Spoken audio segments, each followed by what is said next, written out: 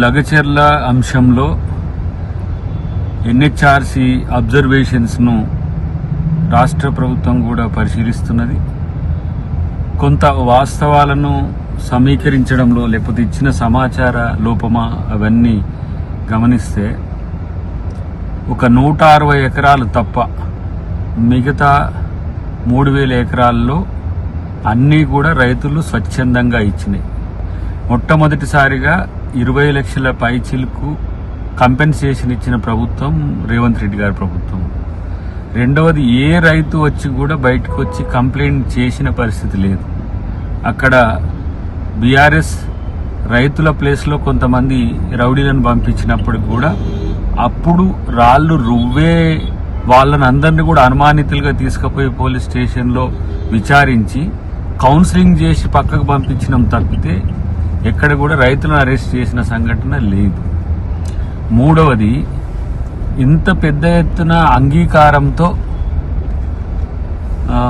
రైతులు ఒప్పుకున్నది కూడా ఎక్కడ లేదు. కాబట్టి వీటినన్నిటినీ మనం గమనంలోకి తీసుకోవాల్సిన సందర్భం ఉంది. ఎన్హెచ్ఆర్సి అనేది మేము గౌరవించదగ్గ వ్యవస్థనే, బట్ కొన్ని సాక్ష్యాలకు సంబంధించిన అంశం కూడా ప్రభుత్వం త్వరలోనే దానికి నివేదించే ఒక ప్రయత్నం చేస్తాం. కాంగ్రెస్ కు సంబంధించిన కార్యకర్తలు అక్కడ గొడవను ఆపడానికి ప్రయత్నం చేసింది తప్పితే ఆ గొడవలో పాల్గొనలేదనేది ఒకటి. ఆ రోజు అరెస్ట్ చేయాల్సిన పరిస్థితులు వచ్చినప్పుడు దాంట్లో ఎలాంటి వ్యక్తులున్నా, అది మైనర్లు ఉన్నా లేకపోతే ఇతరత్ర ఎవరున్నా కూడా అప్పటికి ఆ రాత్రికి పరిశీలించి పంపించిందే తప్పితే ఎవరిని కూడా ఉద్దేశపూర్వకంగా అరెస్ట్ చేసిన దాఖలాలు లేవు. ఇక్కడ కుట్ర కోణాన్ని, ప్రభుత్వ అధికారుల మీద కుట్ర కోణాన్ని, ప్రభుత్వంని ఏ విధంగా డెఫ్యూజ్ చేయాలనే ఉద్దేశం చేసిన కుట్ర కోణాన్ని హ్యూమన్ రైట్స్ కమిషన్ ఆలోచించకుండా, ఎవరైతే ఉద్దేశపూర్వక దాడికి పురికొల్పినరో వాళ్ళ కోణాన్ని పరిశీలించకుండా ఎన్హెచ్ఆర్సి ఇచ్చిన రిపోర్ట్ కొంత సమాచార లోపంతోనే ఉందనేది మనకు అవగతమవుతున్న అంశం.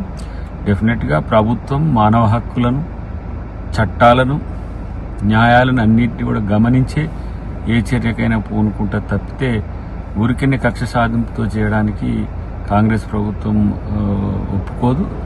పర్టికులర్గా రేవంత్ రెడ్డి గారు ఈరోజు తను చేస్తున్న అభివృద్ధిని అడ్డుకుంటున్న వ్యక్తుల పట్ల వ్యతిరేకత చూపిస్తున్నదే తప్పితే ప్రజల పట్ల ఎప్పటికి కూడా అలాంటి వ్యతిరేకత ఉండదని చెప్పి త్వరలోనే వారికి కూడా మేము నివేదిక అందజేస్తాం. కాబట్టి ఇవన్నీ కూడా కొంత